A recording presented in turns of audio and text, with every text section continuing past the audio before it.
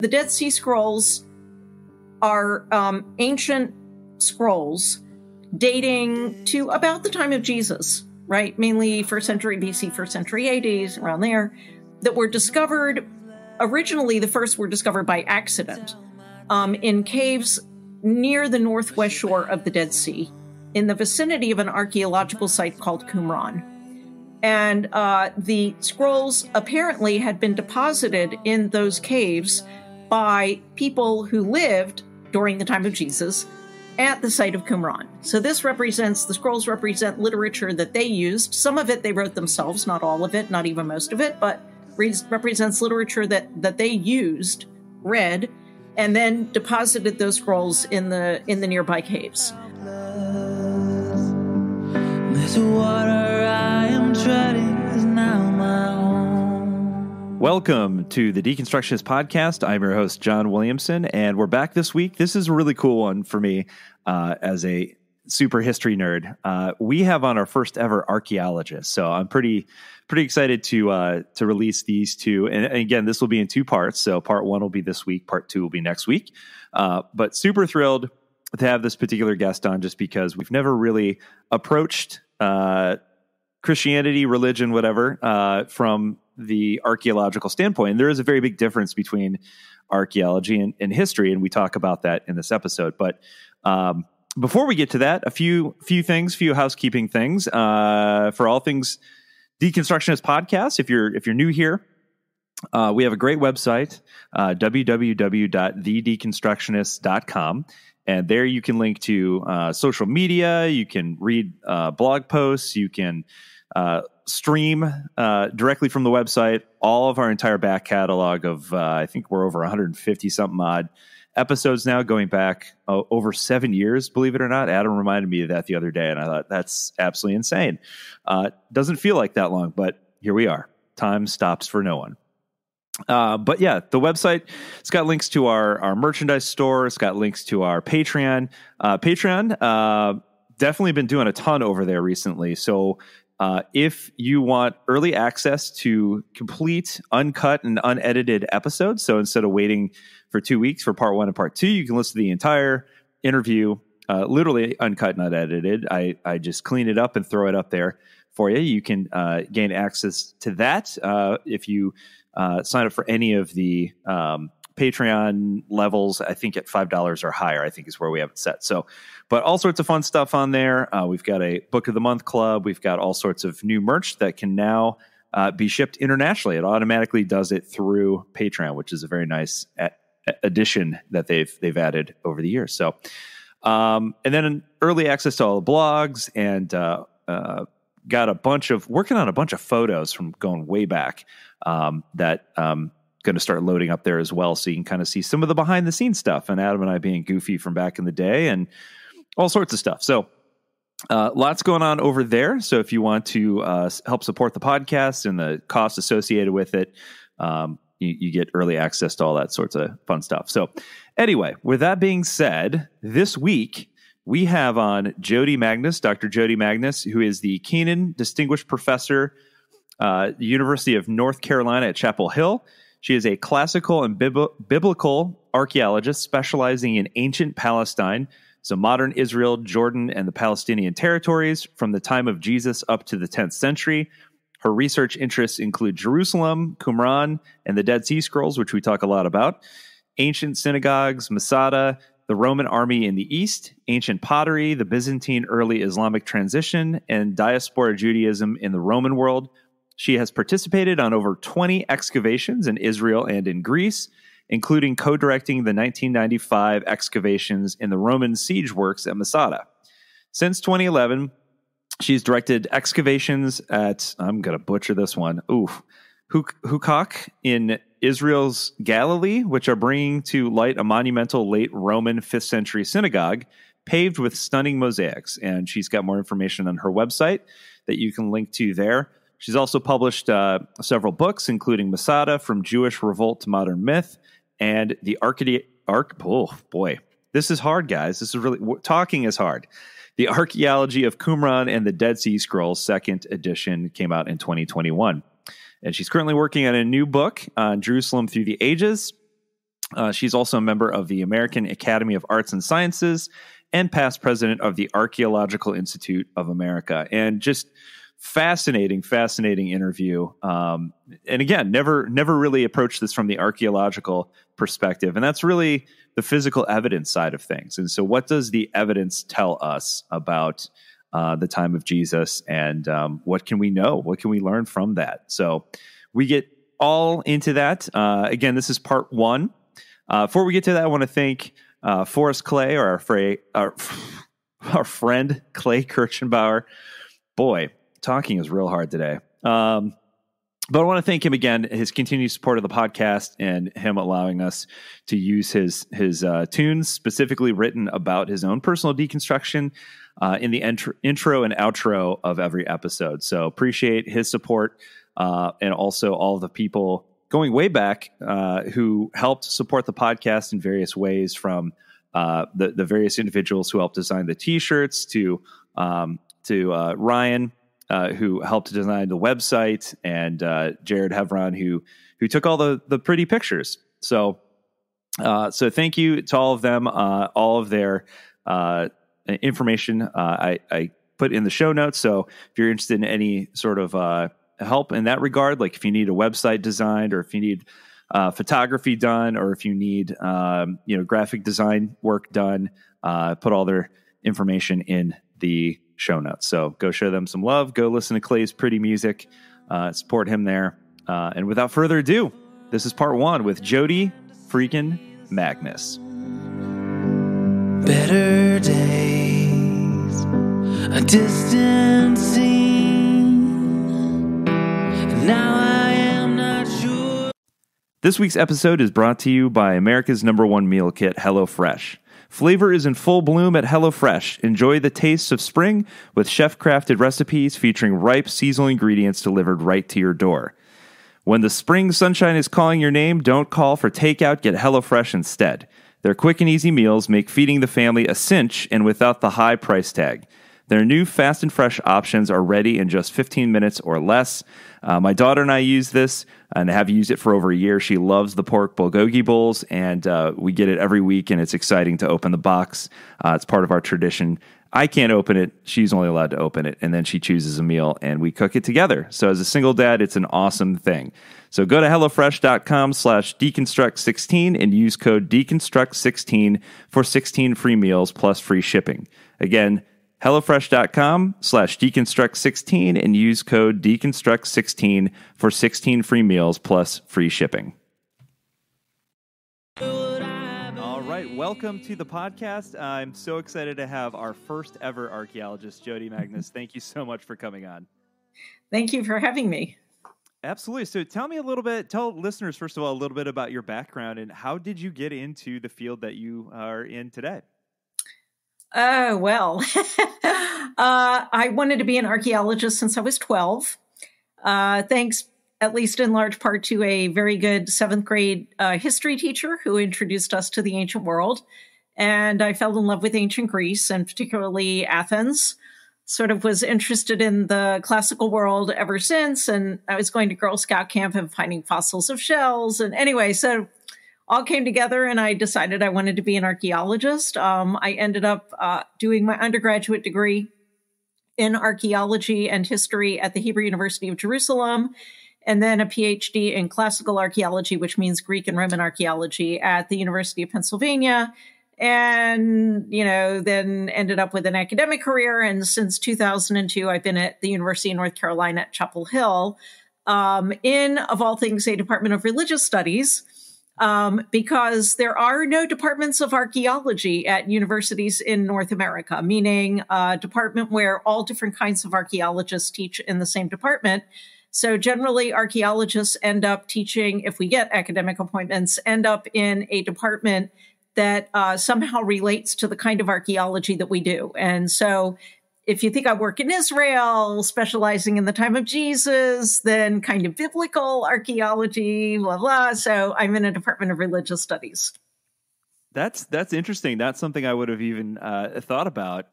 It's strange that in North America, of all places, of all the universities, that's not the case. No, that's right. Yeah, there used to be one archaeology department, and that was at Boston University. And they eliminated that department somewhere between 5 to 10 years ago. So, and that was it. There are other departments of archaeology, but they're like Near Eastern archaeology or whatever. So they're not like all the different kinds of archaeologists in one department. Oh, man. So talk a little bit about archaeology, in the sense that it's obviously different from, being an archaeologist is different, obviously, from being a historian. But explain to people what those differences are.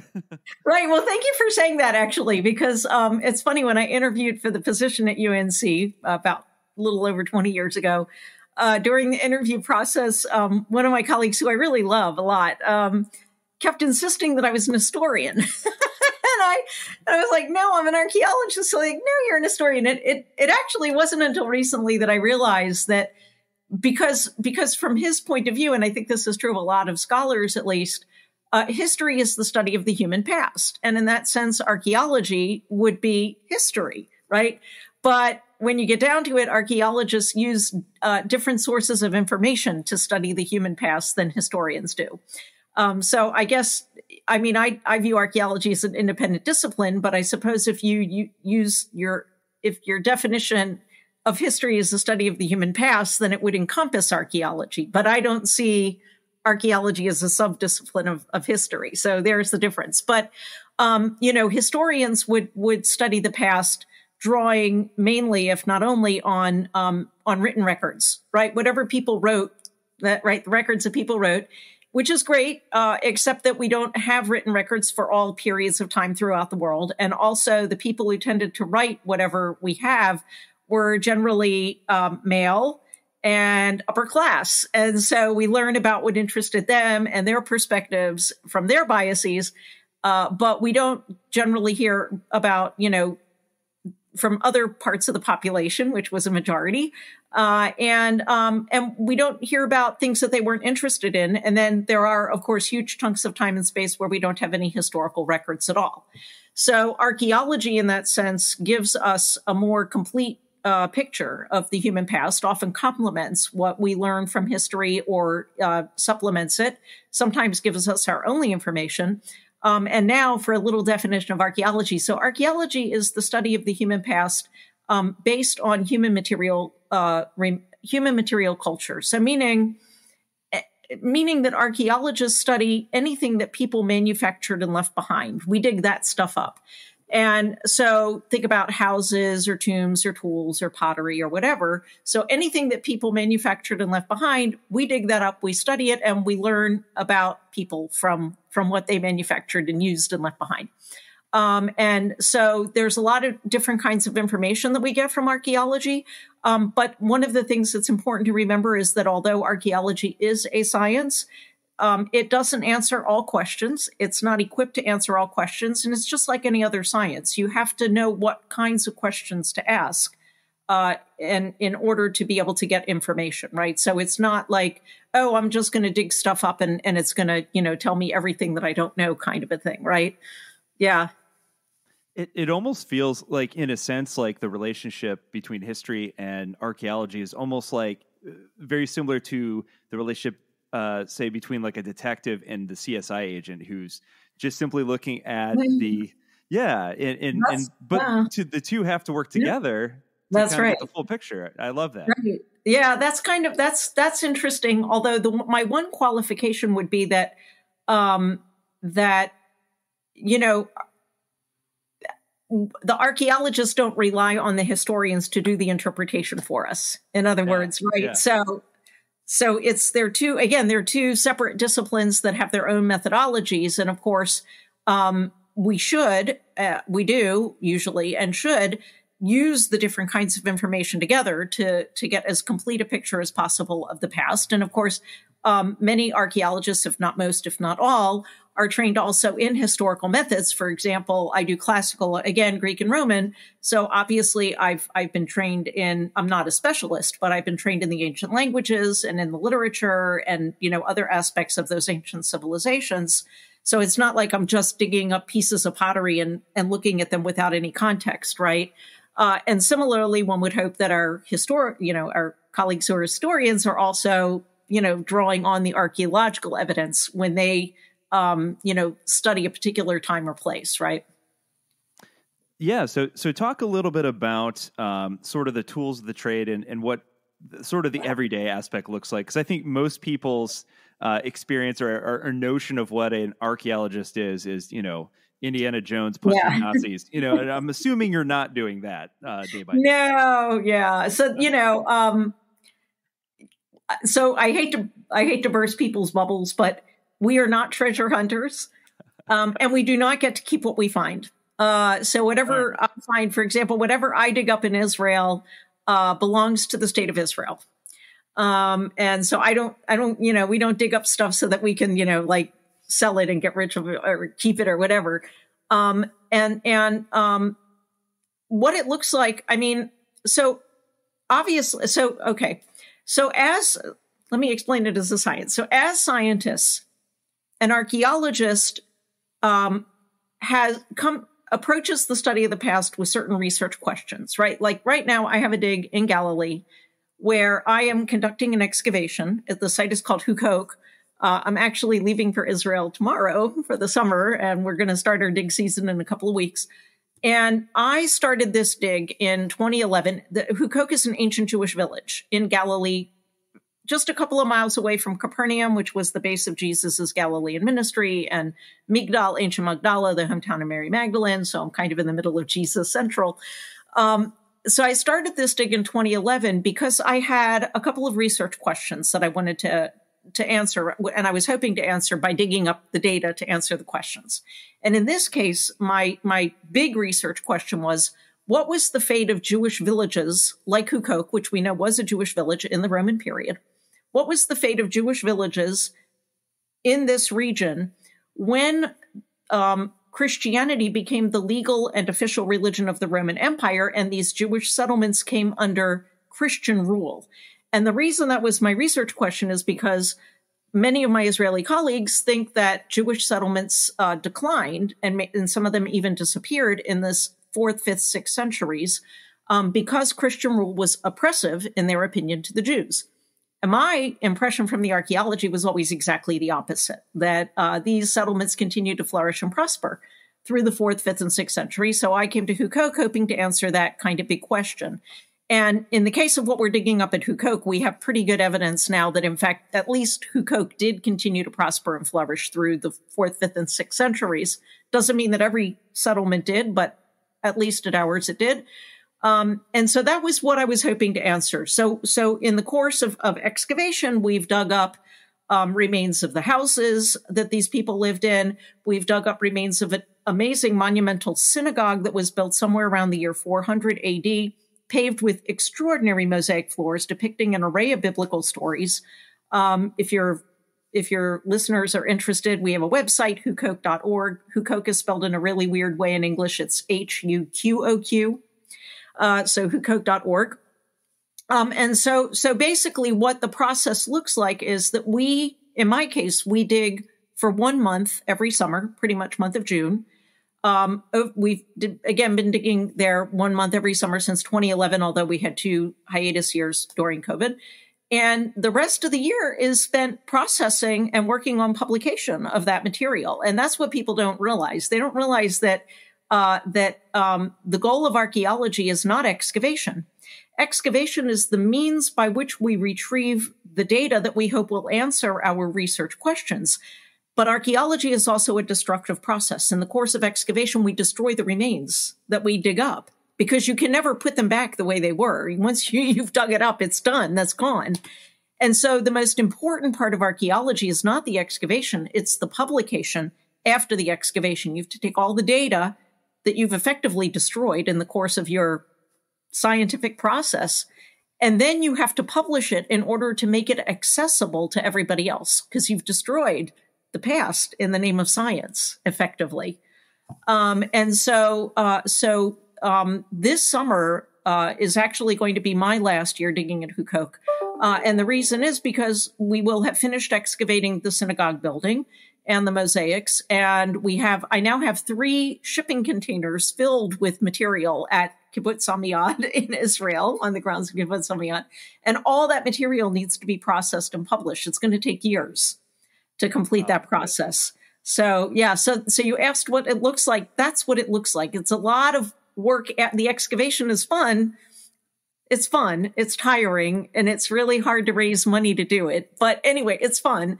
But then afterwards is it really the long process of publication. And it's long because it involves lots and lots of different specialists who are each publishing their body of information. I have a animal bones specialist and a pottery specialist and a coin specialist and a glass specialist and a specialist on ancient flora, the ancient plant matter, and, blah, blah, on and on and on. And every single person has to, write up their particular part, study their part of the data, write it up, and then ultimately, we put it all together and publish it as an excavation report.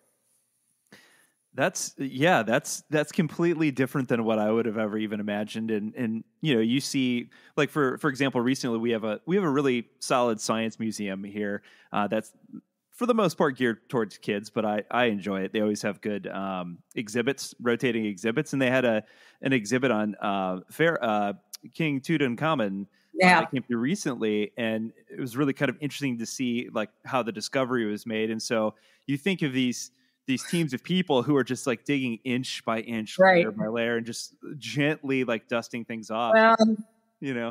Yeah, I hate to burst your bubble on that, by the way, but on pretty much on historical period digs in the Mediterranean world and the Near East, we do not dig with dental tools, except in very specific circumstances. No, seriously, most of our digging is done with big tools, with picks and hoes and shovels and wheelbarrows. And it's only when we're in very specific contexts that we use really small tools. So like in our case, when we get very close to the mosaic floor, then we start to go to small tools, but it depends. But, for most of the time, the work is being done with big tools. So it looks like kind of like a construction site, actually. Oh, wow. Yeah.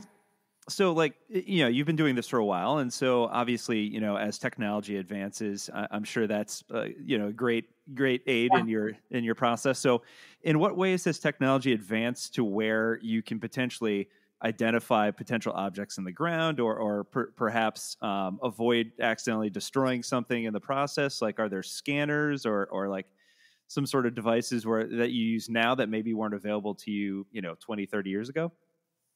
We don't have anything quite like that on our, there is, for example, GPR, ground penetrating radar.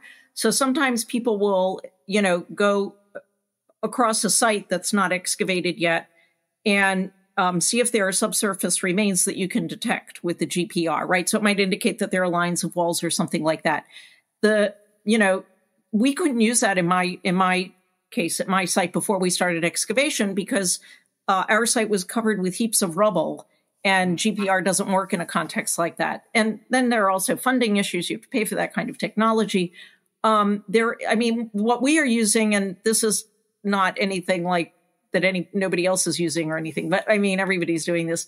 A lot of 3D modeling now that you can do with LiDAR and stuff like that, right? You can recreate spaces that, so it's not detecting things under the ground, but it's helping to reconstruct what was there in kind of a 3-dimensional way. Very old technology that many of my Israeli colleagues do, and I've been resistant, is using metal detectors. And they all want me to use metal detectors, and I've resisted because I don't like the idea of like using metal, but actually in some cases it does make sense to use metal detectors. So, and then of course technology, everything that we're doing now is we're working with iPads in the field. We used to do everything hard copy, right? So now everything goes right into the iPad. We have a database, everything's automatically entered into a computer system, even in the field, right? So that's a big difference. I will say there are other projects that are using more technology than we're using, and using it, very well. So we're using, things that aren't particularly extraordinary or, super advanced at this point. But Tried and true. Sometimes, yeah, the old tried way and works. true. And, look, I've been doing, I mean, it's kind of, well, anyway, I'm kind of, I don't know, I don't want to say old school, but, I've been doing things a certain way for a very long time, and it's worked well. And, so anyway, if somebody else was coming along now and starting the dig from scratch, they might do things a little bit differently in terms of drawing on more of the technology or whatever. But there's also, I mean, as I said, there's also funding issues because technology isn't cheap. And so, I do what I can afford to do, basically. Yeah, that makes a lot of sense. Yeah. I mean, my current dig season is $500,000 for one dig season. Wow. And and said that's literally a month. That's a month. And I have to raise all that money pretty much myself. So, yeah. I mean, anyway. Wow. Yeah. I mean, that's a big piece of it, obviously. Uh-huh. So tell people a little bit about, I know some of the things that would come to mind, some of the questions that would probably pop up initially for folks listening would be, archaeological finds like, the Dead Sea Scrolls, for example, and the significance of that. So I know you've written some on that. So talk a little bit about like how big of a deal was that and why was it so important? Well, probably depends on who you ask, but the Dead Sea Scrolls have been described as the greatest archaeological discovery of the 20th century. And I don't think that's necessarily incorrect. They were certainly significant. I do think that most people, or shouldn't say most, many people don't understand exactly what the Dead Sea Scrolls are. So what I do think is that, pretty much everyone has heard of the Dead Sea Scrolls, but I think a lot of people don't know exactly what they are and why they're important, right? So a little bit about that. So the Dead Sea Scrolls are ancient scrolls dating to about the time of Jesus, right? Mainly 1st century BC, 1st century AD, around there, that were discovered. Originally, the first were discovered by accident in caves near the northwest shore of the Dead Sea, in the vicinity of an archaeological site called Qumran. And the scrolls apparently had been deposited in those caves by people who lived during the time of Jesus at the site of Qumran. So the scrolls represent literature that they used. Some of it they wrote themselves, not all of it, not even most of it, but represents literature that they used, read, and then deposited those scrolls in the nearby caves. As I said, the first scrolls were discovered by accident. This was when a Bedouin boy, a local nomad, wandered into one of these caves in the winter spring of 1946, 1947. This cave we call Cave 1. The Bedouins ultimately found and removed 7 complete or nearly complete scrolls from that cave, Cave 1, which eventually legally came into the possession of the State of Israel. And those are the scrolls that are displayed now in the Shrine of the Book in the Israel Museum in Jerusalem. Subsequently, remains of other scrolls were found in other caves. Ultimately, the remains of approximately 1,000 different scrolls were found in 11 caves around Qumran. But most of those are fragments, small fragments surviving from what were originally complete scrolls. So you have to imagine that originally there were about 1,000 scrolls in these 11 caves, but over the course of the last 2,000 years, they disintegrated into lots of little fragments, and that's what we mostly have. So a lot of that material, not Cave 1 material, but the later material was discovered after the initial discovery, when an archaeological expedition was organized to explore the area of Qumran and the caves there. And that expedition was organized and led by a French biblical scholar and archaeologist named Roland Deveau, who was based in Jerusalem at the time. And he was the one who ultimately put together a team to study and publish all of those different scroll fragments from not Cave 1, but the other caves, the other 10 caves. And also he excavated the site of Qumran itself. That was all done in the 1950s.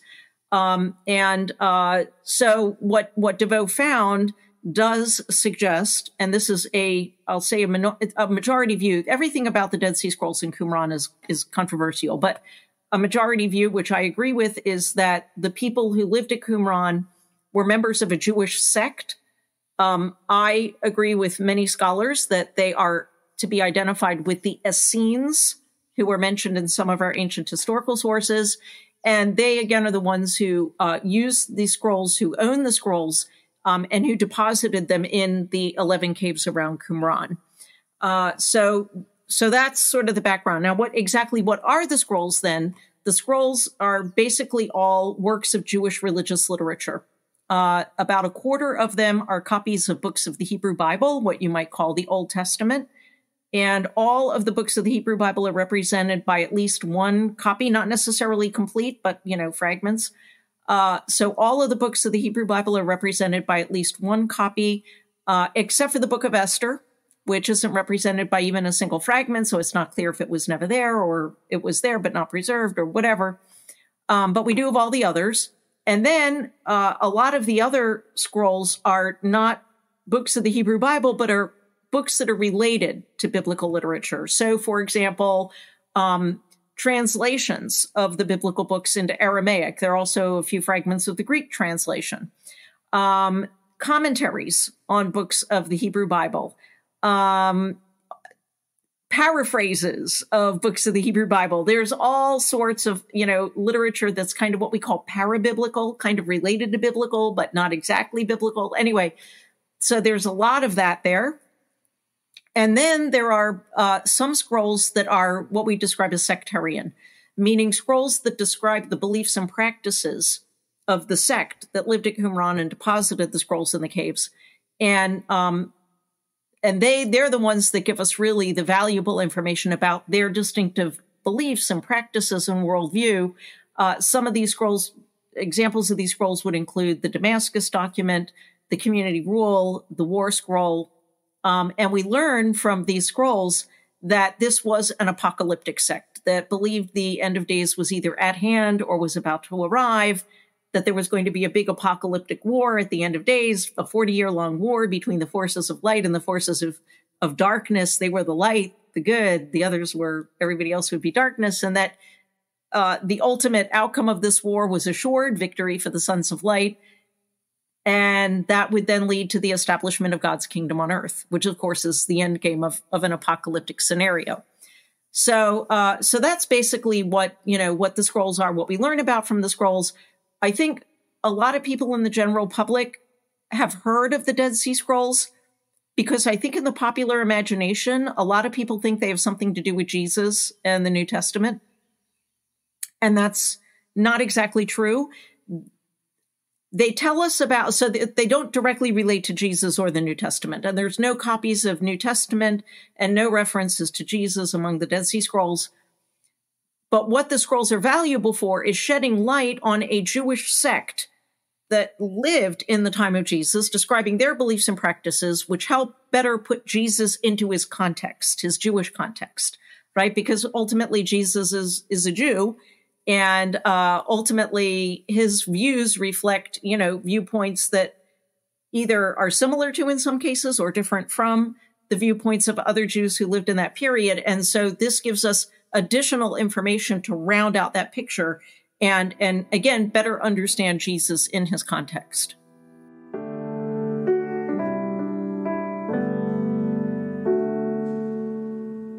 Does God have a face? Does he have a body or even a name? If he does he know that I'm alive?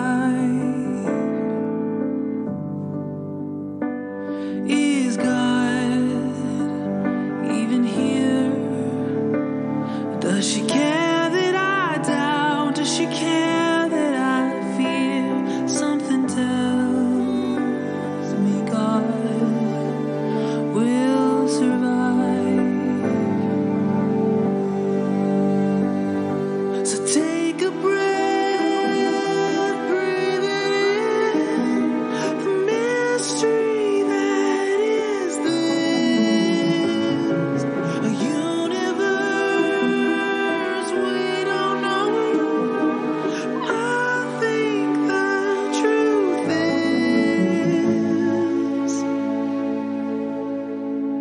If God has a face, his face must look like yours.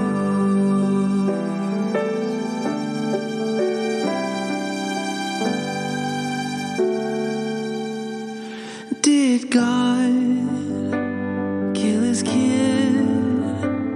Did he have to have blood before he would forgive? Maybe we made a God that looks like us. Does God know my name? Is the ache in my soul just confined to my brain? Even so, does that mean it's not real? So take a breath, breathe it in, the mystery that is this, a universe we don't know, but I think the truth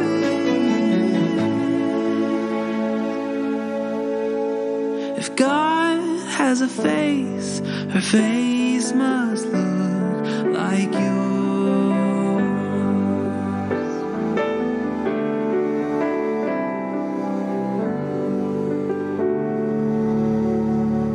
A face like a Tina, an Ahmed or Mildred, a Russ and his husband, Gus and their children. A face like a Kim, a Ted or Tyrone, a Lucy born with an extra chromosome, a Pablo with legs he can't move by himself, a girl born a Daniel who now is Danielle, a Bill H and even white guy's name Todd.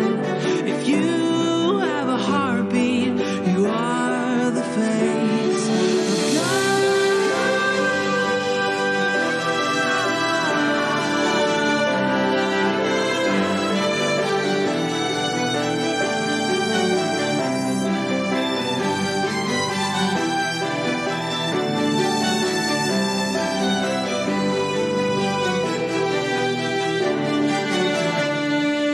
So take a breath, breathe it in, the mystery that is this, a universe we don't know, but I think the truth